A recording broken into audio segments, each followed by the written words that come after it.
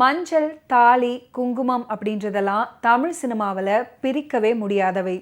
தமிழ்நாட்டின் ஒவ்வொரு சுமங்கலியும் இதையெல்லாம் போற்றி கொண்டாடி கொண்டே இருப்பார்கள். கணவனை இழந்துவிட்டால் இவற்றையும் இழப்பார்கள். அப்படி கணவன் இறந்து விட்டதாக நினைத்து மனைவி மஞ்சள் குங்குமமின்றி இருக்க அதை கண்டு அவள் மகன் துடிக்க ஒரு கட்டத்தில் மகன் மீது கொலை பழி சுமத்தப்படுகிறது. அந்த பழியை ஏற்றுக்கொண்டு தலைமறைவாகிறான். அன்னையால் வெறுக்கப்படும் சூழலுக்கு உள்ளானவன் தான் கொலையாளி இல்லை அப்படின்றத நிரூபித்தானா? அப்பா என்ன ஆனார்? இழந்த குங்குமம் அம்மாவுக்கு கிடைத்ததா அப்படின்றதையெல்லாம் சொல்லும் திரைப்படம் தான் குங்குமம். குங்குமம் திரைப்படம் 1963ஆம் ஆண்டில் கிருஷ்ணன் பஞ்சு இயக்கத்தில் வெளிவந்த தமிழ் திரைப்படமாகும். கே. மோகனின் ராஜாமணி பிக்சர்ஸ் தயாரிப்பில் வெளிவந்த இந்த திரைப்படத்தை சிவாஜி ஃபிலிம்ஸ் நிறுவனம் வெளியிட்டது. வங்காள மொழி எழுத்தாளர் நிஹார் ரஞ்சன் குப்தா அவர்களின் கதையை தழுவி உருவான இந்த படத்தின் திரைக்கதையை திரு சக்தி டி. கிருஷ்ணசாமி அவர்கள் எழுதியிருந்தார். சிவாஜி கணேசன் அவர்கள், சாரதா, விஜயகுமாரி, எஸ். ராஜேந்திரன், முத்துராமன் ஆகியோர் முக்கிய கதாபாத்திரத்தில் நடிச்சிருந்தாங்க. மேலும் இவர்களுடன் SV. Ranga Rao, MV. Rajamma, SV. Sahasranamam, Nagesh, Manorama, SA. Kannan, Radhabai, ஓ.ஏ.கே. தேவர், கே.ஆர். இந்திராதேவி போன்ற பல முன்னணி நடிகர்களும் நடிச்சிருந்தாங்க. இந்த திரைப்படத்துக்கு கே.வி. மகாதேவன் அவர்கள் இசையமைச்சிருந்தாரு. குங்குமம் திரைப்படத்துடைய கதை என்னன்னா, பெற்ற மகனை குற்றவாளி அப்படின்னு தெரிந்தவுடன் போலீசார்கிட்ட ஒப்படைக்க துணியும் ஒரு வீரத்தாயின் திரைக்கதை. படத்தின் நாயகனான சிவாஜி அவர்கள் வெளிநாட்டுக்கு படிக்க போறாரு. அதற்காக அவருடைய தந்தை ரங்காராவ் கடன் வாங்குறாரு. ஆனால் மோசடி செய்து விட்டதாக அவரை போலீசார் கைது பண்ணி சிறையில் அடைக்கிறாங்க. வெளிநாட்டு படிப்பை முடித்துவிட்டு வரும் மகன் அம்மாவை பார்க்க அதிர்ந்து போறாரு. மஞ்சள் குங்குமம் இல்லாமல் விதவை கோலத்துல அம்மா இருக்காங்க. சிறையிலிருந்து வெளியே வந்த அப்பா அவமானம் தாங்காமல் தற்கொலை பண்ணிக்கிட்டார் அப்படின்னு அம்மாவும் உறவுகளும் சொல்ல உடைந்து போறாரு சிவாஜி. பட்ட கடனை அடைக்க மும்பைக்கு வேலை விஷயமாக போறாரு சிவாஜி. அறை எடுத்து தங்குறாரு. அங்கே பக்கத்து அறையில் வாக்குவாதம், சண்டை, துப்பாக்கி சத்தம். சிவாஜி அவர்கள் அங்கே போய் பார்க்க அங்கே இருப்பவரிடம் துப்பாக்கியை வாங்கி கொண்டு அவரை தப்ப வைக்கிறாரு. அதுக்கப்புறம் 2 பேருமே தப்பியோடி வீடு திரும்புறாங்க.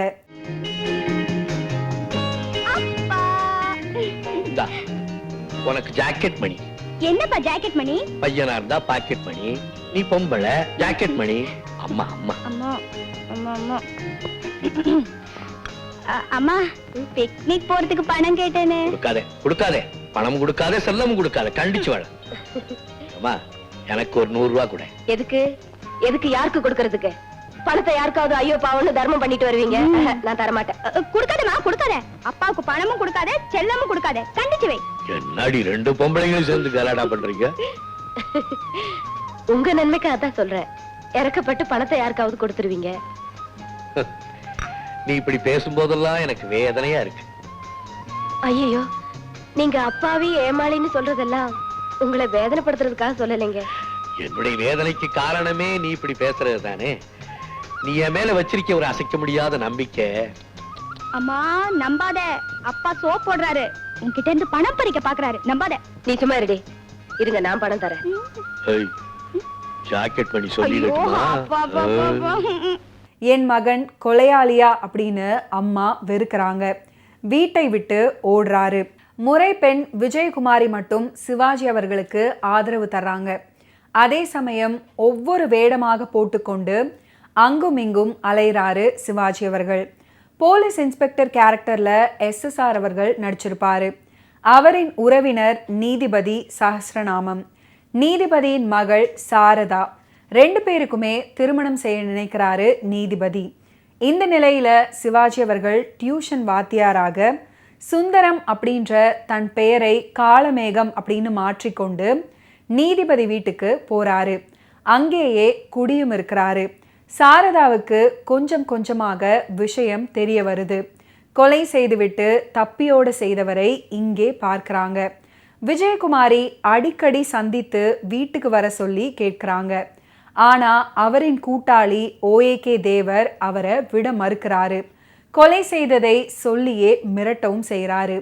ஒரு பக்கம் போலீஸ் தேடுறாங்க, இன்னொரு பக்கம் அம்மா வெறுக்கிறாங்க. நடுவே சாரதாவின் காதல் வேற. நண்பன் முத்துராமன் உதவியால அம்மாவும் விஜயகுமாரியும் பார்த்து கொள்ளப்படுறாங்க. கொலையாளியை தப்ப விட்டவன் அப்படின்ற உண்மையை சாரதாவிடம் சொல்றாரு சிவாஜி அவர்கள். ஆனால் கொலையாளி யார் அப்படின்றத சொல்லவில்லை. இறுதியில் சாரதா கொலையாளியை அழைத்து கொண்டு அப்பா நீதிபதியிடம் சரணடைய வைக்க சிவாஜி அவர்கள் தப்பித்து ஓடுகிறார் அப்படின்னு நினைத்து விஜயகுமாரியை எஸ்எஸ்ஆர் துப்பாக்கியால் சுட அவர் இறந்து போக சிவாஜி அவர்கள் கைதாகிறாரு. நீதிமன்றத்தில் முழு விவரமும் தெரிய வருகிறது. தற்கொலை செய்து கொள்ளப்பட்டதாக சொல்லப்பட்ட ரங்காராவ் தான் மும்பையில் ஒருவரை சுற்றுப்பாரு. அதை பார்த்துதான் சிவாஜி அவர்கள் அவரை காப்பாற்றுவாரு. இறுதியில் சிவாஜி, ரங்காராவ், ஓஏகே தேவர் மூவருக்குமே சிறை தண்டனை கிடைக்க ரங்காராவ் குங்குமம் எடுத்து கொடுக்க எம்வி ராஜம்மா தன் நெற்றியில் இட்டுக்கொள்ள ஆனந்த கண்ணீருடன் சிறைக்கு போவாரு சிவாஜி அவர்கள்.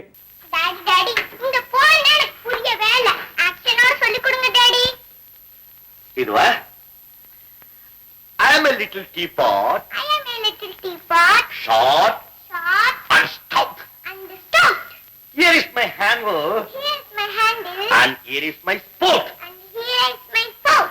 When the water is boiling. When the water is boiling. Hear my shout. Hear my shout. Lift me up. Lift me up. And pour me out. And pour me out. Hey, hey, hey. Sati, Sati. Kadav Torma. Kadav Torma, darling. பறக்கவே மாட்டேன். ஏன் ராத்திரில ஊரை சுத்தவா? தூங்கு, நல்ல rest எடுத்துக்கோ. Good night daddy. Sati, Sati.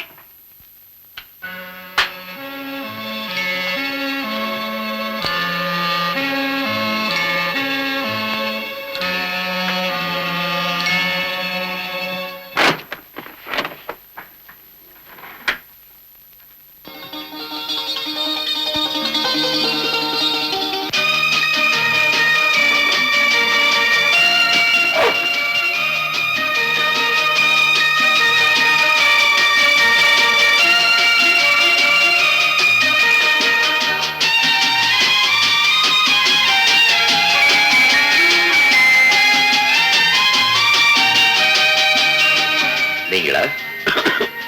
நீயா? என்ன லக்ஷ்மி கையில் என்ன? Very good, very good. Okay, நீ சாப்பிட்டியா? என்ன புதுசா கேக்குறீங்க? நீங்க சாப்பிட்ட மிச்சத்தை தானே நான் எப்பவும் சாப்பிடுவேன். ஆமா, மறந்துட்டேன். சாந்தி பிறந்ததுக்கு அப்புறம் உங்க ரூமுக்கு வர்றதும் சந்தோஷமா பேசுறதும் இன்னைக்குதான். I am sorry. என்ன செய்யறது, விதின்னு ஒண்ணு இருக்கே, விட்டு வைக்குதா? என்ன நடந்துகிட்டே பேசுறீங்க? உட்காந்து பேசலாமே. உட்காந்து பேசுறேன்.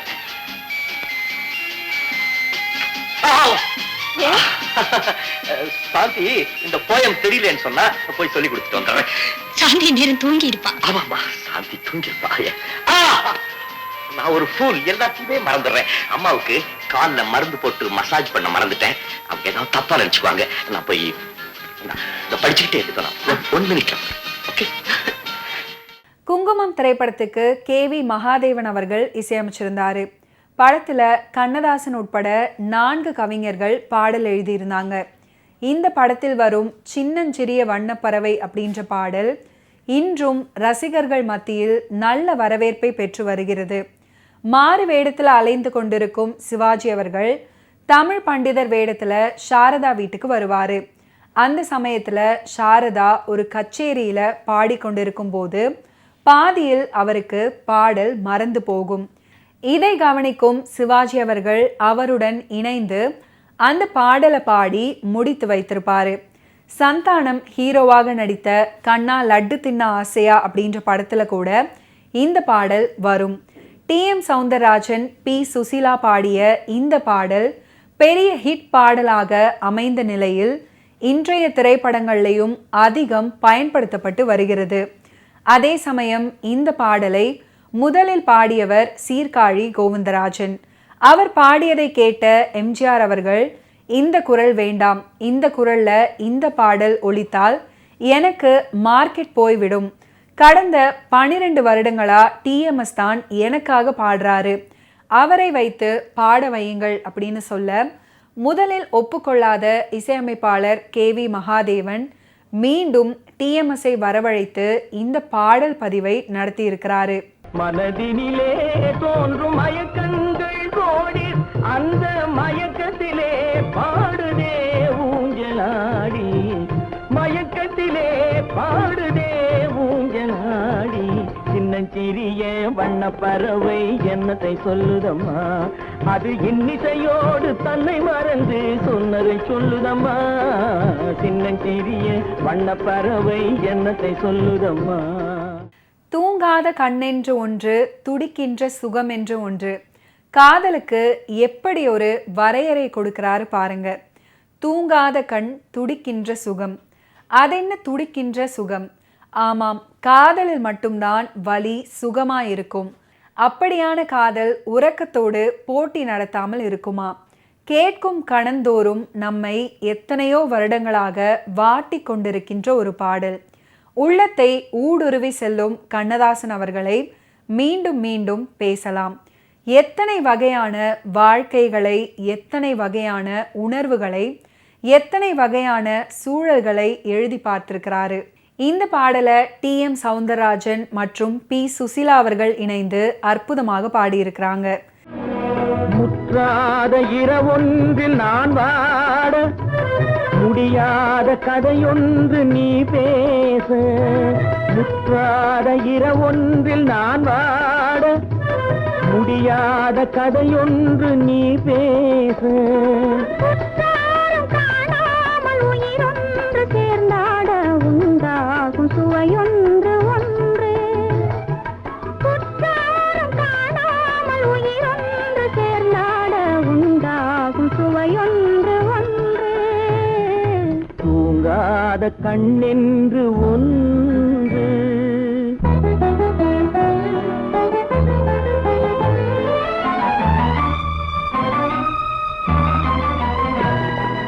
யார் என்ன சொன்னாலும் செல்லாது, அணை போட்டு தடுத்தாலும் நில்லாது, யார் என்ன சொன்னாலும் செல்லாது, அணை போட்டு தடுத்தாலும் நில்லாது, தீராத விளையாட்டு திரை போட்டு விளையாடி நாம் காணும் உலகென்று ஒன்று, தீராத விளையாட்டு திரை போட்டு விளையாடி நாம் காணும் உலகென்று ஒன்று.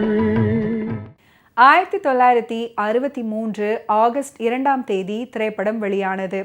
படம் வெளியான போது சுமாரான வெற்றியையும், அதுக்கப்புறம் பல வருடம் கழித்து புத்தம் புதிய காப்பி அப்படின்னு வந்தபோது மிக பெரிய வெற்றியையும் பெற்றது அப்படின்னு சொல்வார்கள். படம் வெளியாகி 59 வருடங்கள் ஆகிவிட்டன. இன்னும் எத்தனை ஆண்டுகள் ஆனாலும் சின்னஞ்சிறிய வண்ணப்பறவை பாட்டு நம் நெஞ்சில், நம் எண்ணத்தில் சின்னஞ்சிறிய வண்ணப்பறவையாக பறந்தடித்து கொண்டேதான் இருக்கும். படம் முழுக்க சிவாஜி அவர்கள்தான். ஒவ்வொரு வேடமாக போட்டுக்கொண்டே வரும் சிவாஜி அவர்கள் ஒரு கட்டத்தில் பெண் வேடமிட்டு வந்து போலீஸை ஏமாற்றுவார். நாடகத்தில் நடித்து கொண்டிருந்த காலகட்டத்தில் ஆரம்பத்தில் சிவாஜி அவர்கள் ஸ்திரீ பார்ட் தான் போடுவார் அப்படின்றது பலருக்குமே தெரிந்த ஒரு விஷயம். அம்மா,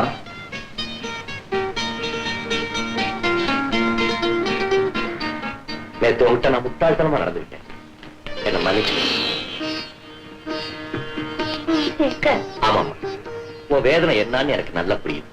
வெளியில எனக்கு 1000 தொல்லை இருக்கலாம், அதெல்லாம் நான் வீட்டுக்குள்ள காட்டியிருக்க கூடாது. நான் ஒரு படிச்ச முட்டாள், என்ன மன்னிச்சு.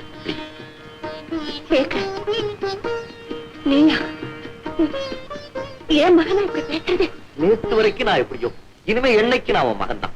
மகனா இருக்கிறது மட்டுமில்ல, நல்லவனா வாழ்ந்து காட்டி நம்ம குடும்ப பெருமையும் வாழ வைக்கிறேன். நான் வேண்டிய தெய்வம் எல்லாம் என் குடும்பத்தை காப்பாத்திருச்சு. இப்படி எல்லாம் நடக்குன்னு எனக்கு தெரியும். ஓ ஜாதகப்படி குரு இன்னைக்கு பேந்துட்டான்.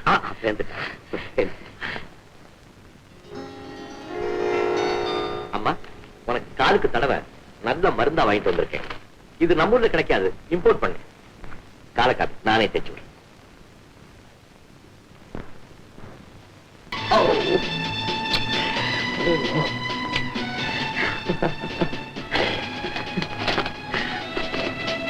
அப்பா, உங்களை பார்த்து பயந்து நானும் பொம்மை மாதிரியே இருந்தேன். இனிமே நீங்க நல்லா ஆடுவேன், பாடுவேன், சிரிப்பேன். இனிமே நானும் சிரிப்பேன். டிரைவர், எனக்கு எத்தனை குழந்தைங்க? ஏங்க முடிக்கிற? 2. யாராரு? மூத்த பையன் மோகன், 2வது பொண்ணு சாந்தி. 2 பேருக்கு தானே நான் பொம்மை வாங்கினேன். ஆமா. நான் வாங்கும்போது நீ பாத்தீல்ல? ஆமாங்க. போய் மோகனை கூட்டிட்டு போயா. சரியாடா, உன் பொண்டாட்டி உன்னை பார்த்து அசந்து போய் நிக்கிறா. பொண்டாட்டி பேசு, அசர வச்சுட்டேன்.